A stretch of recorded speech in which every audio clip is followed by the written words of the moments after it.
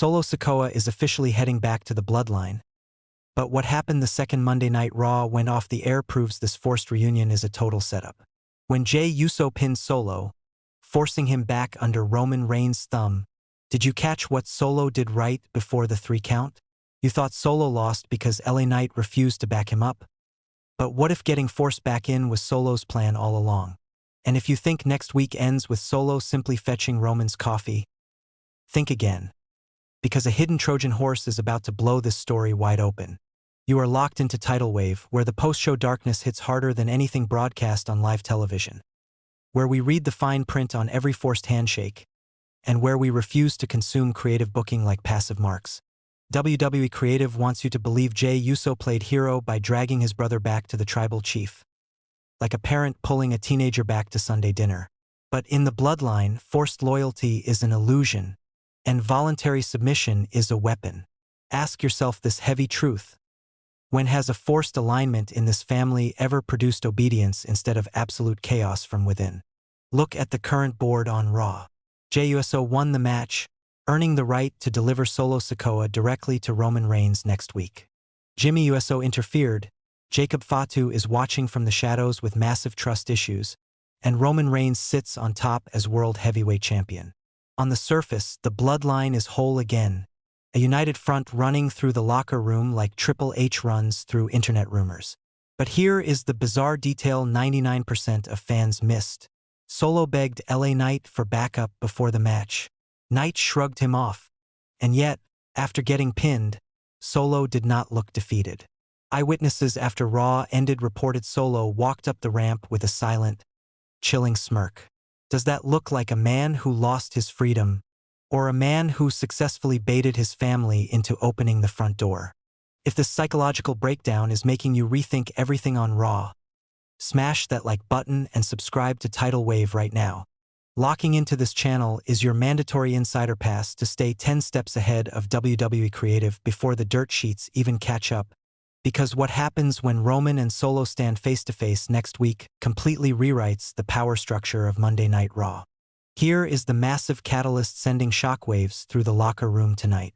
Reports indicate Jey Uso's decision to take matters into his own hands triggered internal hostility inside the faction. Jacob Fatu explicitly warned Jey that he was running a rogue play, and now that Jey succeeded, the hierarchy is fractured.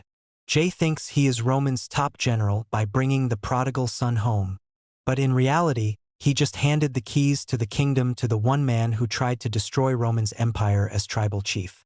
It is like inviting a Trojan horse into your living room just to prove you own the front lawn. Now here is where the internet wrestling community is completely dead wrong. Everyone on social media claims Solo Sikoa's babyface run was just butchered by forcing him back into a heel group. They are crying about ruined character growth. That surface-level analysis ignores the core genius of Solo's character. Solo tried to destroy Roman Reigns from the outside, and he failed twice. He knows Roman's defense is untouchable from afar. So how do you dismantle an immortal tribal chief?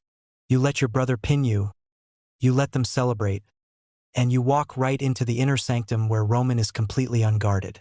Is Solo walking into a trap? Or is Roman Reigns handing a loaded weapon to his executioner? Deconstruct Solo Sikoa's psychology for 1 second.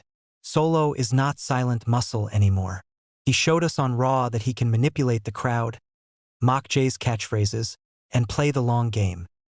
He pleaded for LA Knight's help knowing Knight would decline, giving himself the ultimate excuse for losing without losing an ounce of credibility. His motive is not redemption. It is infiltration. Roman Reigns demanded that Solo fall in line and get him coffee. But Solo knows that the person serving the coffee is the only one close enough to poison the cup. Solo Sikoa was never defeated on Raw. He was delivered straight to his target. Next week, when Roman expects a broken brother, he is standing face-to-face with a ticking time bomb.